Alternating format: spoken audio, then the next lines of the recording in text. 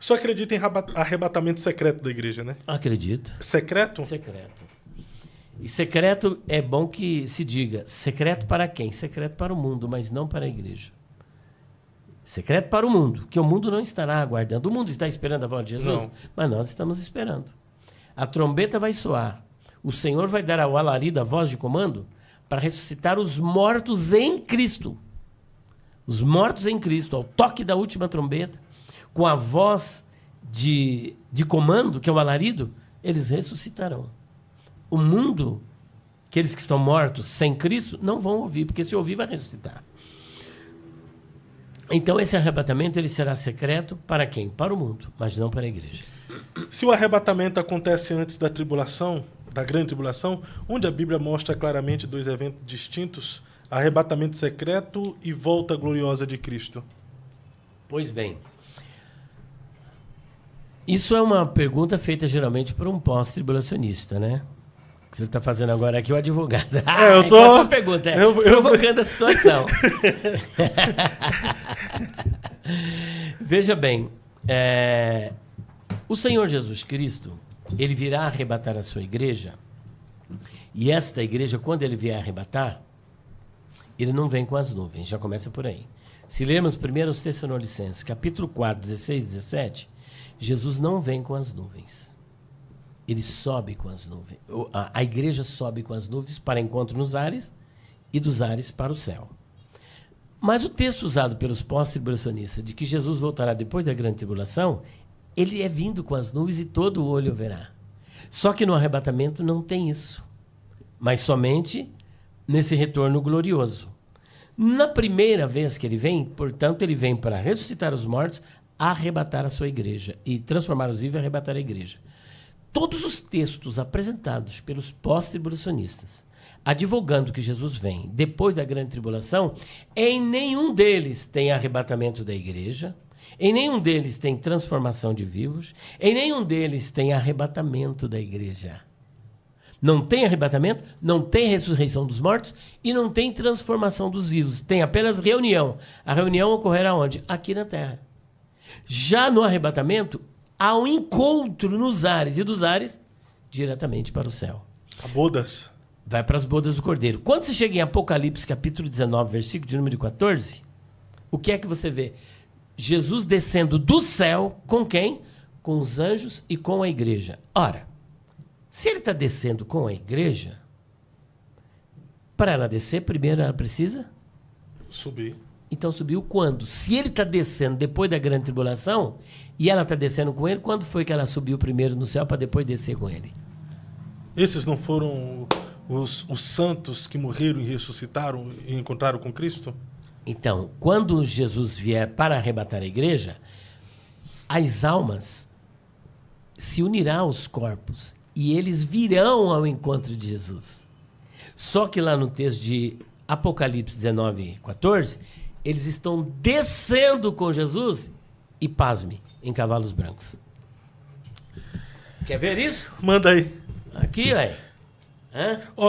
Aqui, em Mateus 24, verso 29 a 31, Jesus diz que logo depois da tribulação, os anjos recolherão os escolhidos. Como um pré-tribulacionista interpreta esse texto? Daqui a pouco vamos falar aí. Deixa eu ver. 19, né? Olha o que está escrito aqui em 19, 14. Viu o céu aberto e apareceu um cavalo branco. O seu cavaleiro chama-se Fiel e Verdadeiro. Então Jesus está descendo. Esta é a cena.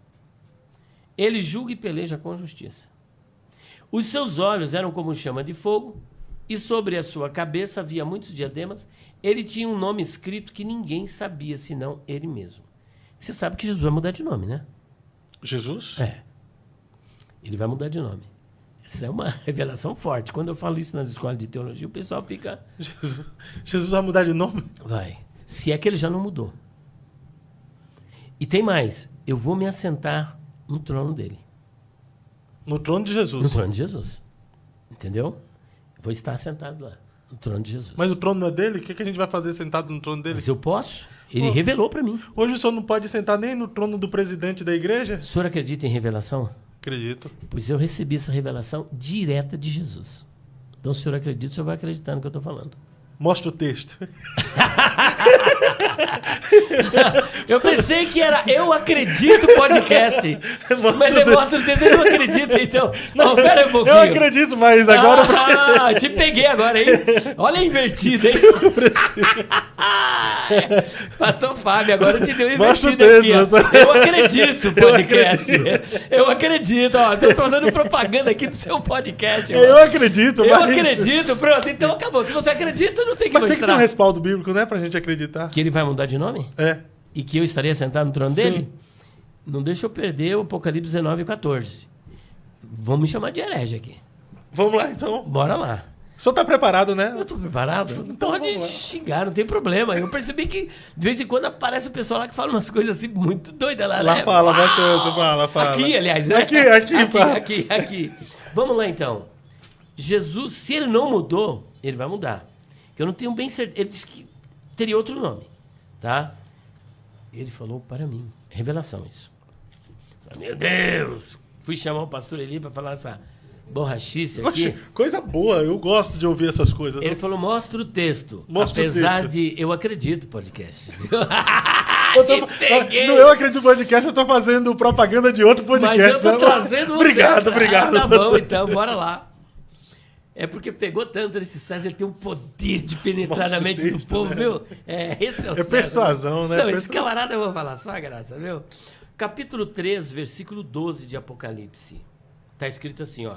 A quem vencer, eu farei coluna no templo do meu Deus, de onde jamais sairá. Escreverei sobre ele o nome do meu Deus e o nome da cidade do meu Deus, a Nova Jerusalém, que desce do céu, da parte do meu Deus. Tá com o texto aí? Olha o restante. E também o meu novo nome. Confira aí, Eu Acredito podcast. Apocalipse. 3:12. Eu acredito. A quem vencer, eu farei coluna no templo do meu Deus, e dele nunca sairá. E escreverei sobre ele o nome do meu Deus e o nome da cidade do meu Deus, a Nova Jerusalém, que desce do céu do meu Deus. E também meu novo nome. Ixi, e agora? E agora? É, meu novo Meu nome. novo nome. Sim. Porque nós também teremos um novo nome. Vamos receber uma pedra branca e na pedra um novo nome que ninguém conhece. Sim. Senão aquele que recebe. E ele também terá um nome que ninguém sabe. Só que nós saberemos, porque estará na nossa testa. Então, na hora que eu olhar para sua testa, eu vou saber qual é o nome. O novo nome. Eu não consigo olhar para minha testa, mas eu consigo olhar para a sua. E aí, olha, você vê que a coisa é tão linda que para eu descobrir o nome de Jesus, eu tenho que olhar para você. Muito bom. É tremendo ou não Tremendo, é? tremendo. É tremendo isso aí. Você Demais. tá entendendo? Novo nome, verdade. Novo nome. Quer Verdade. mais? Aham. A E o prome- trono? A revelação ele deu para a pior igreja do Apocalipse. A igreja da qual ele não tinha nada de bom para falar. Só que essa igreja eu a denomino como a igreja do amor de Deus. Laodiceia. É a igreja do amor de Deus. O pessoal fica execrando A essa igreja morna. Esta Aquela que dá ânsia em Jesus. é a igreja do amor de Deus. Aquela que colocou ele pro lado de fora. É a igreja do amor de Deus. É mesmo. É. Como é que pode Ela uma é- igreja morna, uma igreja que dá ânsia em Jesus, a igreja que colocou Jesus para o lado de fora, que Jesus disse que vai vomitar, Isto. e a igreja do amor de É Deus? do amor de Deus. O que ele disse para essa igreja, ele não disse nem para Filadélfia, que é a igreja do amor fraternal. Uau! Essa é para causar espanto. Tremendo. Versículo 21, por gentileza, já que está no texto. 3:21. É. Olha aqui, ó. Acredito. Ao que vencer, É. lhe concederei que se assente comigo no meu trono. É, eu vou sentar no trono. Vai se assentar com ele no seu trono. Assim como eu venci e me assentei com meu pai no seu trono. Porque lá não tem só um trono. São mostrados 2 tronos. E por que não é mostrado o terceiro? Porque o Espírito Santo está agindo com a igreja na terra quando isso foi revelado. Uau, meu Deus do céu. Mas lá tem 2. E eu vou dizer o porquê. Depois a gente volta aqui e depois volta naquele outro do Apocalipse 19. Sim. Não pode perder o link aí. Aham. Bora lá. Então, preste bem atenção. Nesse particular, Apocalipse capítulo... eu acabei perdendo a linha aqui. Eu ia mostrar... A igreja do amor de Deus. A igreja do amor de Deus. Perceba uma coisa, nem para Filadélfia ele fez essa promessa, mas fez para a igreja de Laodiceia. Mas não era bem isso que... os dos tronos. O segundo trono. Dos tronos, No capítulo 4 de Apocalipse, no versículo 1, João, o evangelista, recebe um convite. E qual é o convite? Sobe, ele vê a porta, abriu-se uma porta no céu e ele recebe um convite. E ele diz quem o convidou. Eu ouvi a voz daquele que falava comigo. Lá no capítulo 1, quem falava é o Senhor Jesus. Falou, sobe aqui. Quando ele sobe, ele vê alguém assentado. Ele vê um trono e alguém assentado sobre o trono. E ele começa a observar. Só que ao redor do trono tinha mais 4 tronos, com 4 seres viventes, que eu não quero entrar aqui nas minúcias desses seres. Mas depois ele vê 24 anciãos. Quando é no capítulo 5, ele começa a chorar. E chora por quê? Porque aquele que está sentado sobre o trono estava com um livro que ninguém podia abrir nem olhar para ele. Estava lacrado com 7 selos. E um dos anciãos falou, não chore, João. Eis aqui o leão da tribo de Judá, ele é digno de abrir o livro e desatar os seus selos. Quando ele vai olhar para o leão, o que ele vê? Um cordeiro. Afinal, era leão, era cordeiro. As duas coisas, que ele é o leão da tribo de Judá e o cordeiro de Deus que tira o pecado do mundo, que morreu, esteve morto e vive para todo sempre. Quem é ele? Jesus. E tem aquele que está sentado sobre o trono. E ele se aproxima do que está sentado sobre o trono e pega o livro daquele que está sentado sobre o trono. Então você tem o pai no trono, e você tem o filho tomando o livro. Então o pai não é o filho não é o pai. O pai é o pai mesmo. E o filho é o filho, não obstante serem 2 pessoas, há um só Deus. Pai, Filho e Espírito Santo. Por isso 2 tronos. 2 tronos está aqui no capítulo de número 3, versículo 21. A quem vencer, eu lhe considerei que se assente comigo no meu trono. Assim como eu venci, eu me assentei com meu pai no seu trono. O seu trono e o meu trono. O seu microfone e o meu microfone. E aonde entra o trono do Espírito Santo? Não tem não? Se é a Trindade? Não aparece. Não aparece. Mas com certeza tem. Porque ele está agindo aqui. Ele é representado pelos 7 Espíritos de Deus que é apresentado no capítulo 4. Ele é representado ali. Mas ele está agindo aqui na terra. Porque o Senhor Jesus, eu vou enviar o Espírito que será enviado pelo Pai. O Alós, o Paracletos, o outro Consolador, está aqui. Enquanto João está revelando o que está lá. Então, João, uma hora está em cima, outra hora está embaixo. Agora, voltando à questão do trono. Então, nós temos 2 tronos.